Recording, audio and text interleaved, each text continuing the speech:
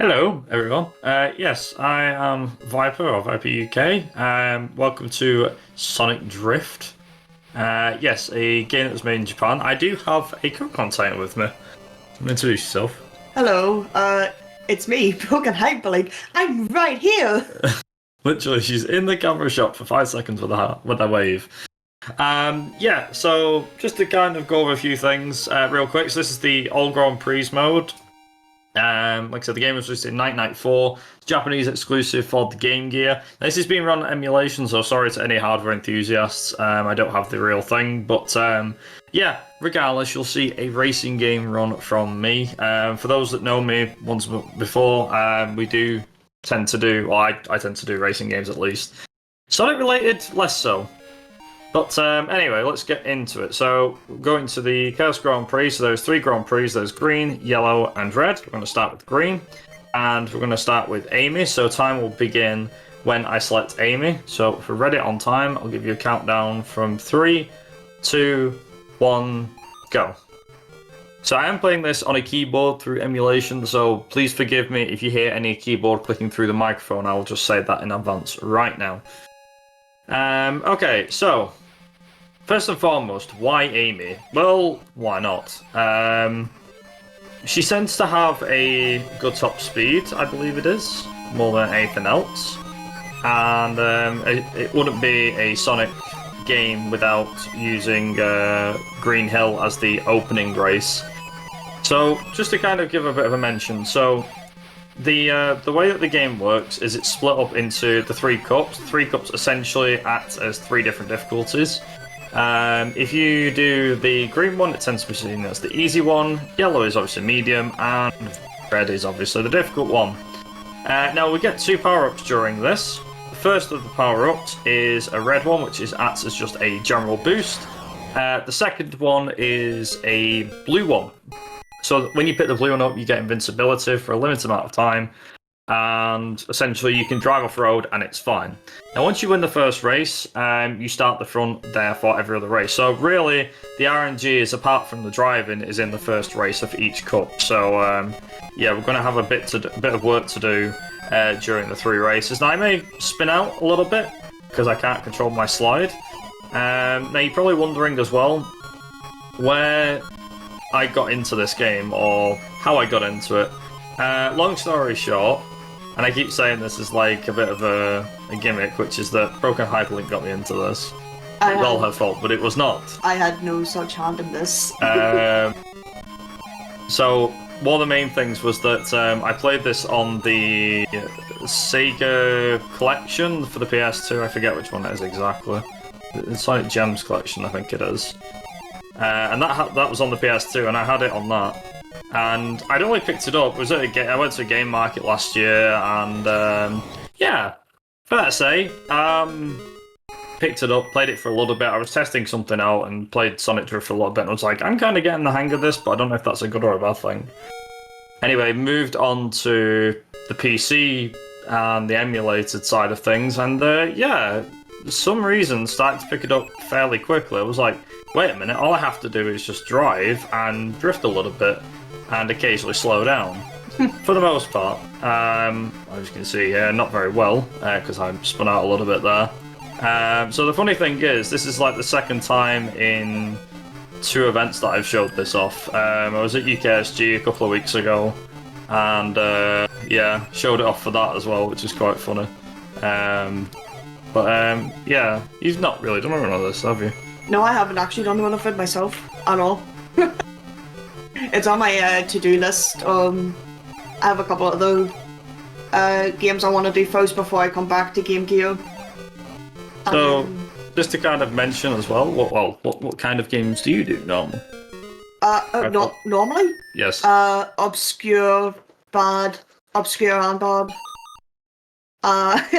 That's my bread and butter typically.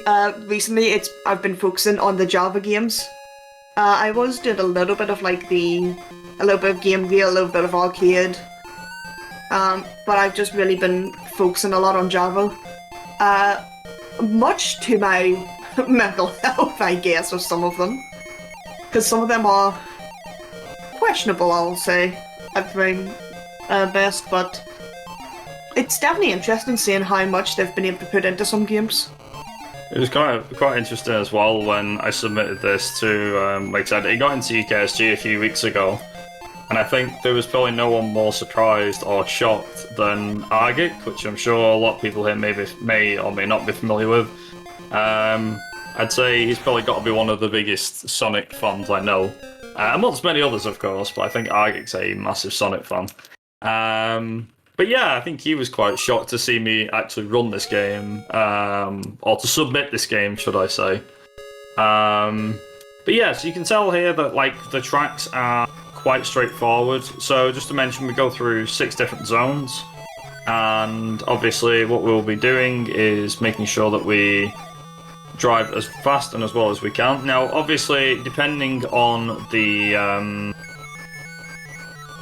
which gem it is, whether it's the red, the green, or the yellow cups, will obviously depend on not just the difficulty, but also some of the tracks. Now, in my personal opinion, the green tracks are fine. There's nothing really that bad with them. I think with the amber and the red, or the yellow and the red, should I say, there is definitely a little bit more difficulty. Some of the tracks are questionable, though. They're supposed to be more difficult, and I often feel like they're just not that difficult. Also, to speed things up here, I will be using a restart thing on the emulator just to speed things up a little bit between runs as well, between the cups. Because at the end of it, you have to wait for a cutscene and everything like that. And I say cutscene, it's just moving images. It's not really much of an ending. And you get it at the end of every Grand Prix. You get the actual main ending once you're all done and dusted. Now, this game is fairly easy to burn through. You may be wondering why I'm not doing Sonic Drift 2 and doing like a duology run, despite the fact that that's short as well. Sonic Drift 2 was actually a much harder game. After I got the hang of this and did run a few runs of this, I was like, oh, maybe I could do Sonic Drift 2 as a bit like, as a bit of a duology kind of run, and I got used to it a little bit, but then I also found that the difficulty was way more difficult, and the same mechanics, the drifting mechanics, were a lot more difficult to get used to, and as a result, it meant that, well, that was it, basically. Yeah, the rubber banding's quite bad in it. Yeah, plus you can pick your own rivals and stuff in that one. It also has... So that's what I mean by, that's the first one. It also has the issue of bottomless pits as well, which, if I remember correctly, isn't in this version. So you lose a lot of time if you fall down in a pit. Yeah. The bottomless pits and things, yeah. Yeah. Also, first Grand Prix done. Now we're on to Amber. So, got past Dr. Eggman. For some reason, he always seems to start at the front, and the hardest way to get ahead of him, the hardest race, in my opinion, that is very difficult to get ahead of him, is probably in the Red Cup. It does feel like in the Green Cup he's difficult to get past, but yeah, it's just one of them. But also, yeah, like Linky was just saying, for some reason they had like a rival system in Sonic Drift 2. Bizarrely enough, and this is something else that's probably worth a mention, but also the sequel was the only game out of the 2 that got released internationally. Yep. Personally speaking, I don't think that was a good move by Sega. But the more you know, I guess. Also, that is Green Hill done and dusted. It is very interesting because it's not like... I would even argue maybe the Game Gear was struggling for games, so why they didn't release the first one is quite weird, to be honest. Though the Game Gear kind of... I don't know if it technically failed, but I don't think it's remembered too fondly or not, you know? Yeah, I think, like, for me, I always thought, this is going to sound really stupid, and apologies that I don't know my consoles that well, but I always used to think, like, the Game Gear was just like the Virtual Boy that Nintendo released. I don't mean like a VR system or headset system, whatever you want to call it. I think it just felt like, wasn't it the Virtual Boy was a failure for Nintendo? Well, that was the Dreamcast per se. Yeah. But I also thought the Game Gear was a failure as well. I don't think I don't think it failed per se, but it didn't probably do as well as they were hoping.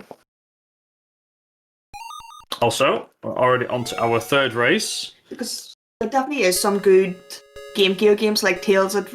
I'm Adventure. obviously limited to Sonic, but it's like those Tales Adventure, Sonic Triple Trouble, and Sonic Chaos, I believe, are the top ones from the Sonic line on Game Gear.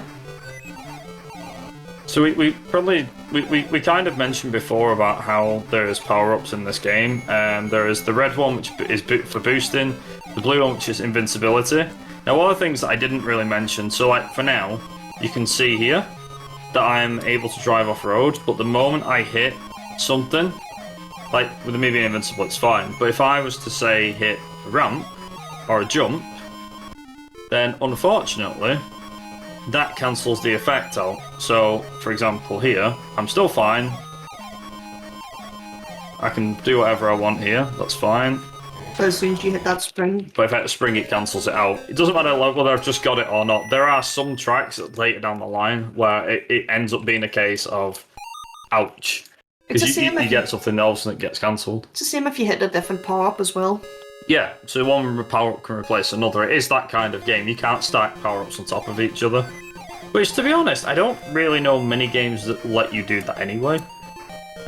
For me, personally, also that jump, despite the fact I missed the invincibility there, which was a shame. That jump can actually help when it comes to getting around the course. Oh yeah, when you jump off the springs, it, what do you call it, like autopilots?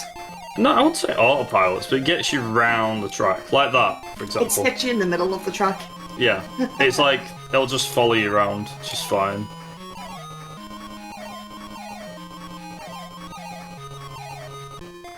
So you can see there, like that, for example, that's what I mean by it can, if it so desires, it can easily just go, right, okay, let's send you around the track a little bit. It's a good way to line yourself up for some of the power-ups, because they're usually in the centre. Yeah, so you can also do that, you can also get two of the things on top of one another, if you so desired. There you go. So you can get like a blue and another blue, and it extends your timer a little bit. Or resets the timer, should I say. Most tracks aren't that long either. That's another plus side about this game that I think is easy to get into. The fact that the old Grand Prix is short is quite funny, because it's a case of... This game was supposed to be a game that was supposed to last you a little bit, but obviously Sega was just like... The forbidden name! Also, fish. Fish. This is the fish track, everyone. Get your fishes in chat. I mean, what else are you supposed to call it? It's a fish. I didn't name it the whale. Wasn't it like the whale track or something? Yeah. But you named it by accident. I was like, nah, come on, that's clearly a fish. What else is that supposed to be? I'm sure people in chat will agree that is definitely supposed to be a fish. A very simplified rocket. Jamiroquai's hat. Yes. I never saw that till now. Yeah, that's actually quite a good one. I'll give you that. A silhouette of someone. Someone says, looks like the United States. Fish? I mean... United States of fish. There we go. Scrap Brain. So last race off here. So you can see here now, this is a little bit more complex. So you have a final hairpin at the very end here. So Amber is like a case of, okay, game's getting a bit more difficult. I'm going to have to like drive a little bit better here. Which is relatively easy, straightforward. Like I said, you can use the power-ups really, really well to get yourself ahead. And there you go. So that's the first one. First lap done and dusted. So I've already got red, which I need to try and now extend. Now the thing is as well, that boost is staying with me as well, so we're now going at much faster speeds. You also notice as well that on the last lap we do tend to catch the AI. That is genuinely because we are going that fast and they're going that slow. I don't really think I've actually encountered one where I've never run it. Well, like until now, obviously I have here, but for example, like I'm really getting through this corner, so I'm like, ooh, will I catch Eggman? Will I catch him? Probably not, actually. For once, I'm not going to catch him. That's actually quite nice. Anyway, with that being said, that is the yellow gem race done. Yellow Grand Prix done, sorry. So we're going to do another reset here. There we go. So it's like, great, you won. Okay, cool. Immediately back on to the last one, which is there. So again, Red Grand Prix. What could possibly go wrong? Gotta go fast. Already on to Green Hill. So, when we get past Tails there. And Eggman, that was actually a really good start. I always get worried about that start for some reason, because Eggman can easily just start drifting a bit too soon. I also believe as well, I don't think there is any power-ups in this race. Apart from the spring, obviously. Whether or not you would class a spring as a power-up is debatable, I would say. Be fine. Since we were on the topic of giving, trying to say what the tracks look like, I see this one as a capybara with its head up. A what? A capybara with its head up. I don't know what I see. I see something, but I just can't put my finger on it. Or a wing boot. Maybe. Well, either way, that's Green Hill done. Amy always looks very happy, doesn't she, when she drives past? She looks a bit too happy. Hey, on to Marble Zone. It's weird as well, because I think that in terms of the... I'm not going to say the track designs, but more the track environments, what it's based off. So obviously this is supposed to be Marble Zone. And whilst I get it, I very much get it, it's supposed to be Marble Zone. I think that it doesn't do too great of a job of being Marble Zone, other than the fact that it's in the background. I don't get it! That's the issue with Drift 1, is the fact that it's just very flat. Yeah, there's no hill climbs. They can't do much, to be honest, other than backgrounds. No, that's true. I do think Drift 2 is also very flat, but it's definitely got more interesting... They had actual hazards in Drift 2. This is the thing as well, out of the two. It may be why... I finally overtook Eggman! I lapped him! Yes! Yeah, I think, like, just overall, I think this is quite an easy game. As I said before, it's quite an easy game to get into. There's not much to learn other than just drifting and driving. This track is, in my opinion, relatively easy. I mean, just kind of looking at it, there's not too many fast corners. I think maybe the end, this bit here, yeah. Yeah, the 90-degree turn is the hardest section of this track. Yeah, it definitely. Like, the back straight is, like, a piece of cake. So it's like, okay, just gotta drift a little bit. There you go. And then get to here. You can, if you so desire. I don't even know how I missed that invincibility, but anyhow. So the thing is, as well, is that in terms of, like, back in these days as well, there was obviously cheats. I honestly couldn't tell you if there was any for this game, to be honest with you.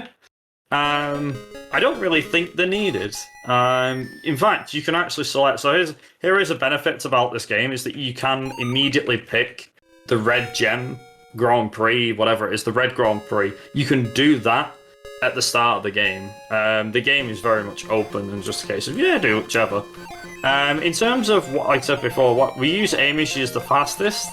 If you want to use Sonic or Tails or Eggman, feel free to go right ahead, but you are kind of losing out if you don't use her. It's not the end of the world, to be honest, if you don't use her, but it's very much an opportunity missed if you don't use her. If that makes sense. Also, getting the invincibility through this section especially makes it so much more useful. So she's going to get a massive boost here. Oops. So we'll see how we get on here.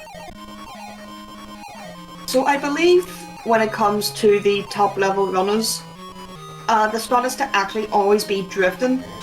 I'm not 100% sure, but last time I heard, that is how they keep their speed, is to always be drifting. And I don't know how they do it, because drifting is not easy in this game. No.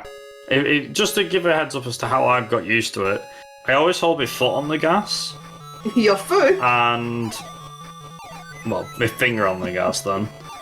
But I always put I always just tap the drift button, the brakes essentially, to drift around corners. And then just kind of like let Amy do her thing going around the corners. It does seem to be an easy strategy, and it works. Also, here's another thing too. Why have rings? God knows. This game has rings, you can collect them. It doesn't have any sort of impact that I know of. They are literally there for collecting and no other reason. They don't do anything. The only thing they actually do, as far as I'm aware, is if you have an accident with someone, you collide with someone, you lose rings. It works the same as it would in a Sonic game anyway, but does it actually save you from getting your game over? I don't know. Also, time will be not when I finish the next race. Time will be when I get the ending cutscene. So tech, just be ready on time. It's probably about another 2 minutes away yet, but just give you a heads up now.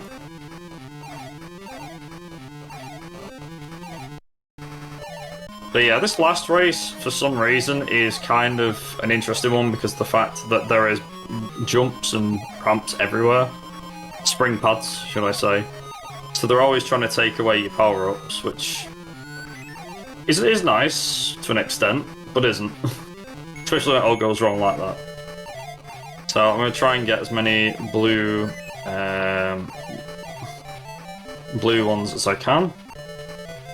Oh, he's just And I red in missed the needle. both. The game is really rubbing this in on me. Oops. Like I said, all I gotta do is just make sure that I keep it on the road. So we've got last lap here. We should hopefully... There we go, okay, we've got some... And it's gone. There should be another one coming up. Hopefully there is. I think we're past it by now. Might have already got it. Well, AI might have collected it. Probably.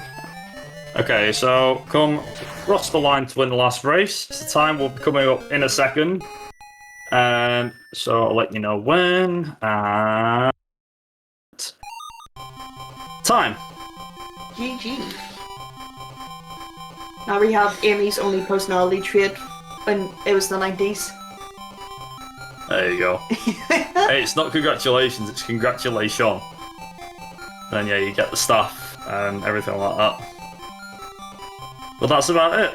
And if you're wondering what happens after all of this, if I go out of the game, if I can, well, I'll leave it be. I can't go out of the game, I thought I could.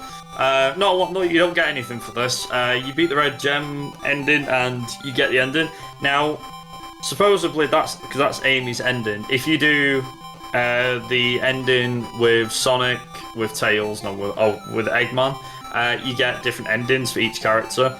Amy's, like I said, Amy's the best character to use, I believe. So, yeah, there you go. On that note, though, like I said, feel free to give this game a try if you wish to do so. There are several ways of running it. You can obviously use emulation. There's websites like where you can actually play it in-game, which is what I'm doing here. But you also have the chance to, if you have a real Game Gear, obviously give it a run. And Game Gear too to capture it. There you go. And also same with, if you have like the Sonic Gems collection and things like that, the game obviously comes on that, which allows you to run the game as well. It's also on Sonic Origins now, because they released all the Game Gear games, I believe, on it, so... There you go. So, yeah, there's plenty of ways to play this game. Like I said, it is fairly straightforward in what it wants to do. You know, like I said, it's very basic, easy to pick up. Personally, runs not that long. Yeah, I'll hand it back over to...